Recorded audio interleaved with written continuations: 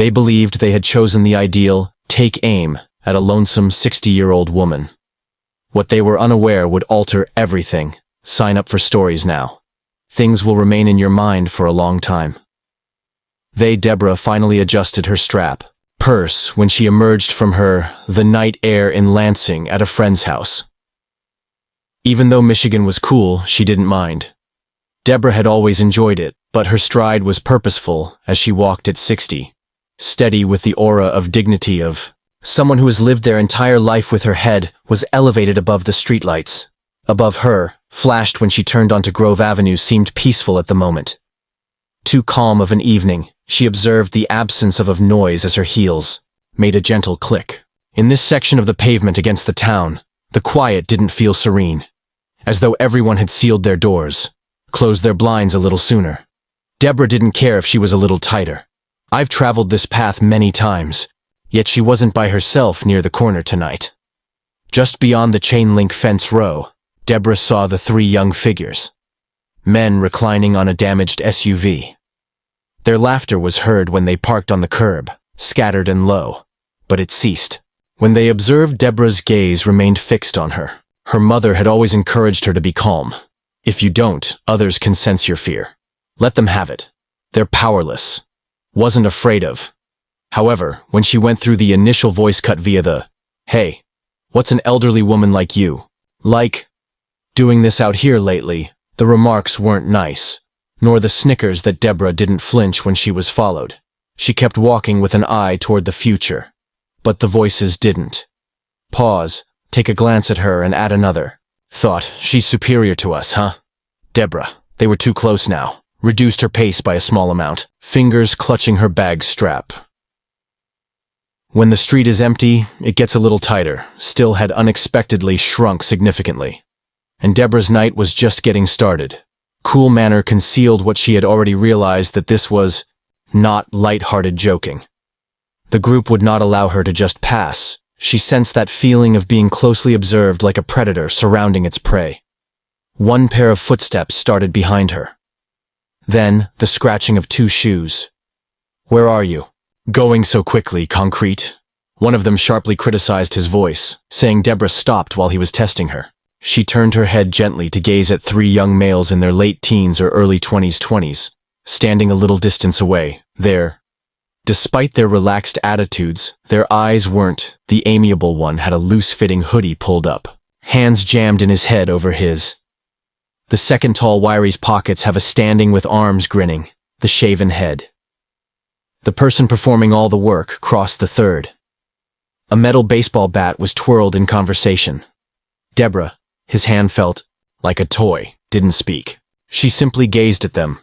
The trio's leader stepped gradually. As he got near, his sneakers scraped. "The what's pavement? I asked you I now have a question for you, young Deborah." Her voice even and unfazed. "I'm heading home at this time. Move. Out of my path," the boys said. Looks and laughter move apart from her. The tall one made fun of his dripping voice. "You hear that?" Ty checked sarcastically, "instructing you on what to do with the bat." Ty smiled, flashing his uneven teeth. He hissed, "You don't understand, do you? Reducing the distance between them, aren't the folks in your neighborhood similar to you? You don't belong here." That the words were spit out in a harsh manner like venom. Deborah's face stayed still. Without words, but in her heart, this was not the first time that I had clenched. These were phrases she had heard. But it wouldn't be. "I've been residing in this neighborhood for the last," Deborah murmured softly. "After 30 years, I belong precisely where Ty's smile wavered. But he hadn't. It was anticipated that most people would cower. Muttered an apology and rushed off. Deborah only did the other thing. Two weren't finished for 30 years, which is also Jared, the tall lady wearing the hoodie. "It's time for you to go and return. Two." The words escaped Deborah's lips, mouth with a startling sharpness. The street became quiet for a while. Even Ty seems taken aback by his hold onto the fat. Deborah tensed as she looked down at them, voice steadfast. "You believe you're frightening me. You and other boys have been attempting to intimidating others like me for the rest of my life. You're not new, and the insult hurt. The sneer on Ty's face darkened and was, "You're a tough old lady, aren't you?" Wex snarled, "demonstrating your strength." As he raised the bat, Deborah remained motionless, keeping it at a dangerously high level without the tall man who was swinging, muttered, shifting uneasily. "Hurry up! We don't have—" She doesn't get to speak since Ty growled. To us, as that the other two were hesitant to look at one other, but they failed to prevent him from. There was a lot of anxiety in the air now, pressing like a weight against Deborah. She was aware that this may quickly become harmful. However, she wasn't yet terrified, and another person was observing someone who had called Deborah already, but she didn't. She winced and stood with her shoulders straightened, gaze fixed on Ty as though to challenge him to. Her face didn't change when she swung that bat. Retain rage, terror, or desperation. Ty wasn't used to anything else. To witnessing a silent power that resisted to Deborah whispered softly, "Take a break and do it." Ty's brow scowled. "What you heard me say," she went on, speaking clearly and calmly. "You're standing your tiny bat is behaving difficult there. So, swing, and show me who you truly are." Are the other two guys experiencing anxiety? Their assurance. This wasn't supposed to be cracked. To go. Their victims typically sobbed and begged, or fled, but Deborah refused to give them that. Her contentment and lack of fear unnerved them over her words. "Shut up, lady." Ty shouted his voice broke just a little as he the bat raised his white knuckles. Deborah took a step against the steel. One stride forward was sufficient. "Thanks. You don't know anything about me, Frozen." Her eyes were penetrating him as she spoke. "You see someone weak when you look at me. Someone you believe you can manipulate since you've persuaded yourself that you've acquired power." She hesitated. "But I could sense, son, let me tell you something. Genuine power does not originate from a gang or a bat, but originates from being a man superior to." This Ty's mouth tightened at the absurdity. The first time he appeared uncertain about.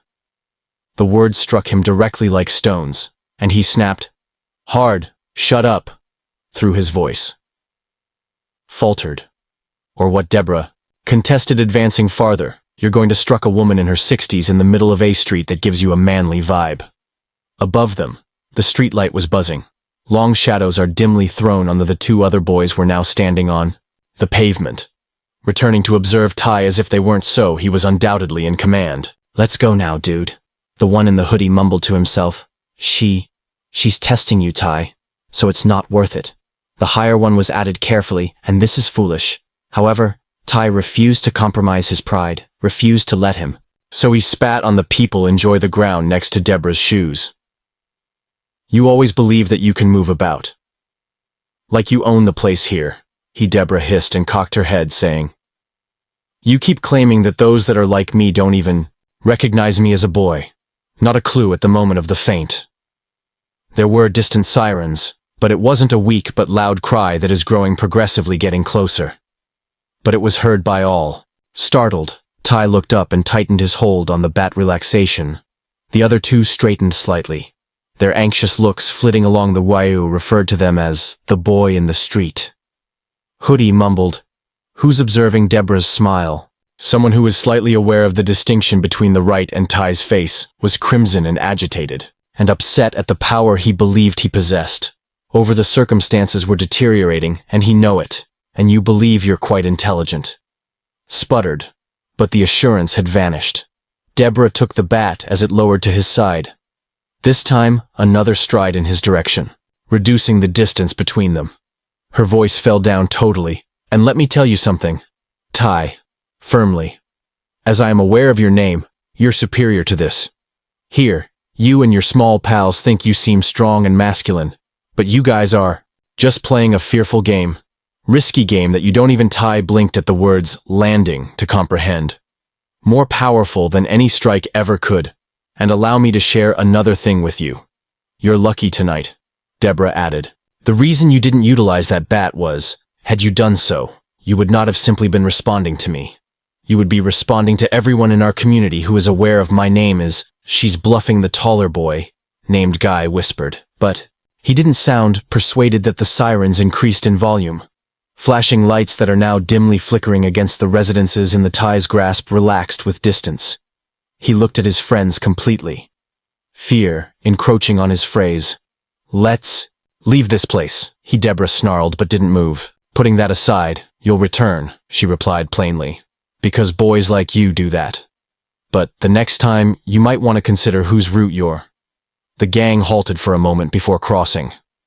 Longer, as if they weren't certain if they ought to either run or hold their ground. Then Ty abruptly turned and shoved the bat. Come on, under his arm, barked, and the three of them dispersed.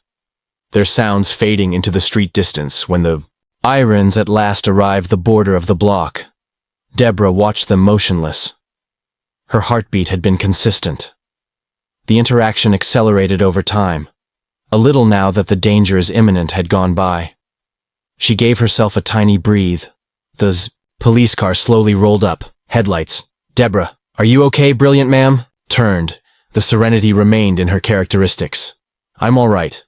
But there are those boys who must acquire a lesson. But the gang's takeaway was just getting started, and the night for Deborah the police cruiser was still idling. Its headlights are cutting at the curb.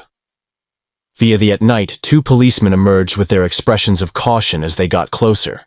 Deborah one was in his uniform and in his middle years, neat and professional manner, while a younger recruit came in second. A little behind you, ma'am.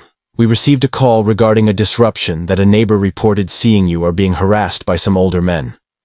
According to the officer, his tone was courteous, yet Deborah could see how he looked. Verifying her UN status through scanning, Deborah answered, I'm fine, I'm hurt. Standing. It wasn't much of a disruption, Tall. Merely some stupid boys attempting to demonstrate. The younger cop looked at themselves, along the road where the group of people had vanished. Is there any way you might explain? Deborah's lips slightly curved into three boys in their late teens, one with a slight smile. They believed it made sense to carry a bat.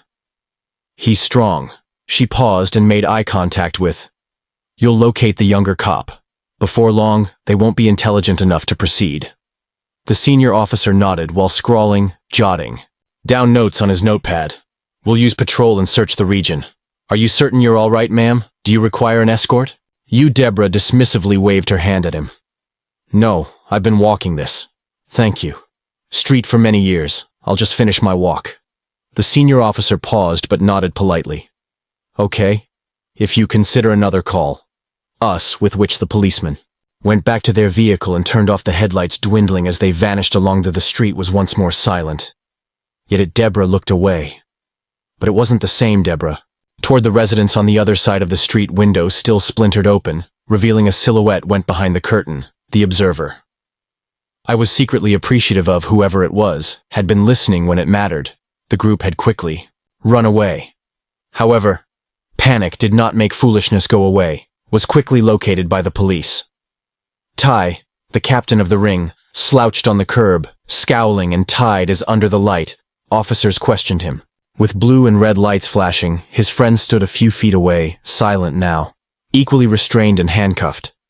You didn't touch her? What do you mean? One policeman inquired in his voice. That we had a call claiming that you intimidated her. Ty spitting on the sidewalk is a meaningless act of defiance, speaking as though she owned. He whispered to the entire street. We weren't going to do nothing but play around her. That's using a bat to intimidate someone isn't only teasing the officer. He retracted the reason behind the waning of patience. She strolled along the road. Ty's eyes were burning holes, and he didn't respond. Into the sidewalk, he was furious. If the night's path had not been the same as believed, it would enrage Deborah's. His ears were still ringing with the words, You don't even recognize her. Are you the officer? Ty looked up in a startled and perplexed manner. What are you saying? Regarding the officer's slight smirk. He shook his head. And the woman's name is... Does that sound familiar to you, Deborah Owens? Ty's face stayed expressionless. The officer leaned slightly closer to her son.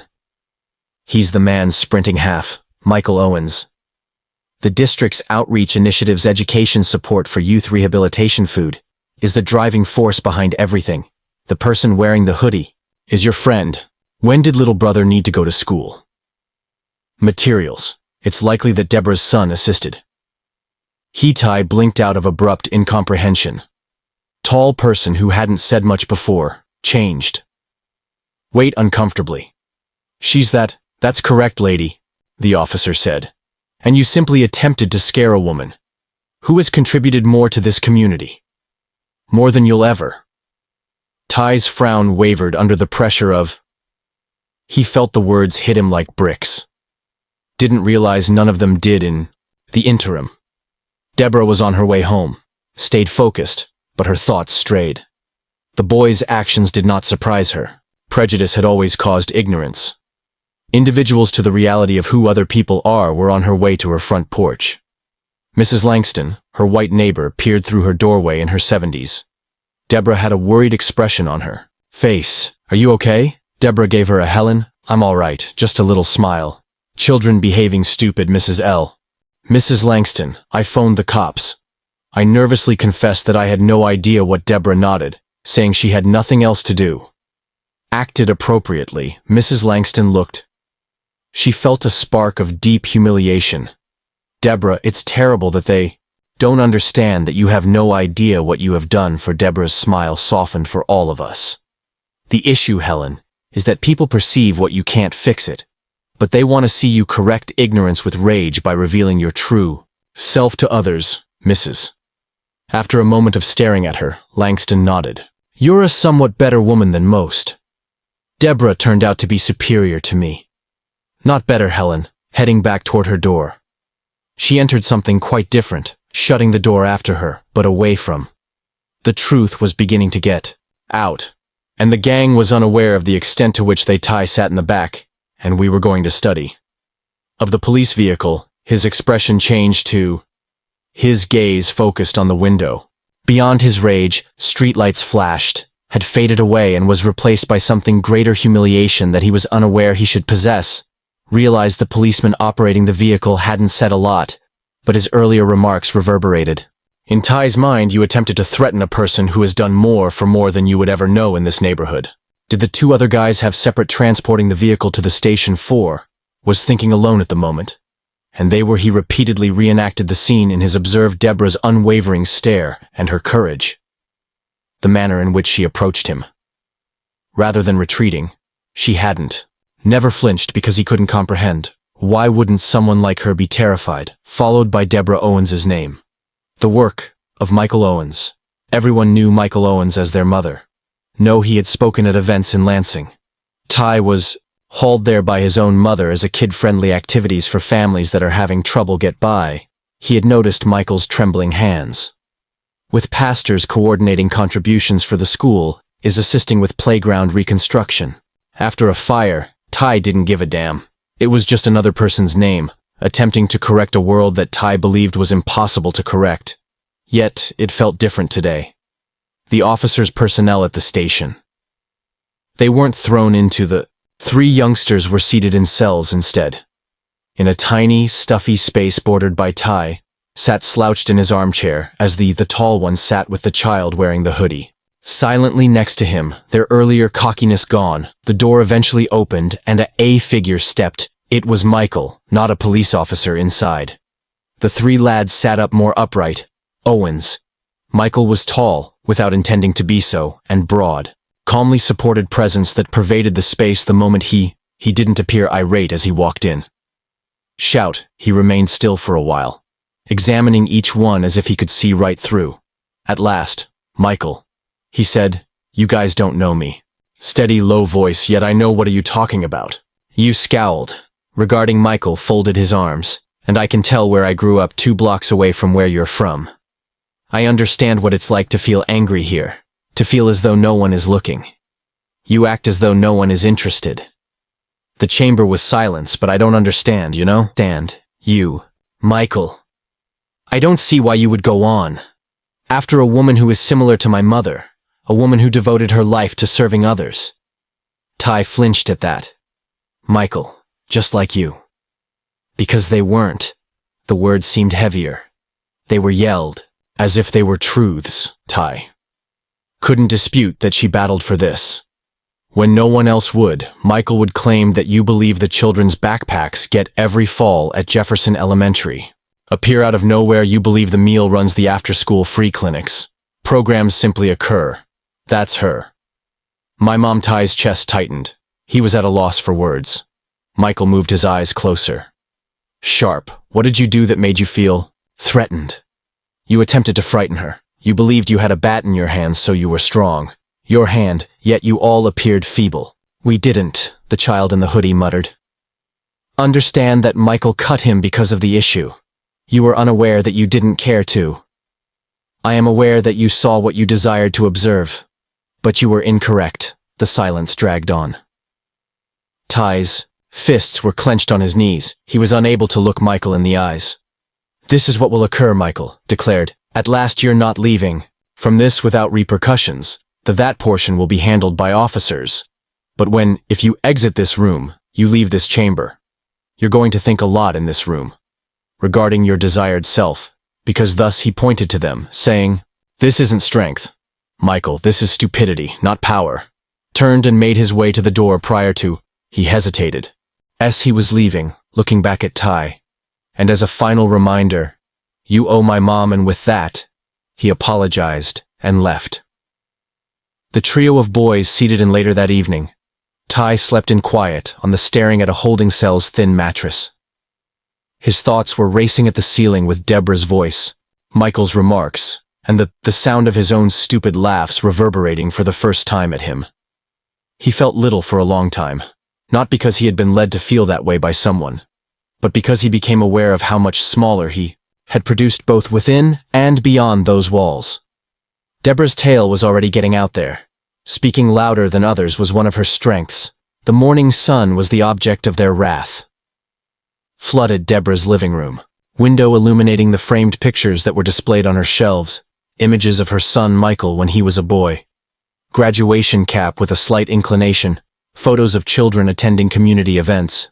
Grinning, they carried brand new backpacks.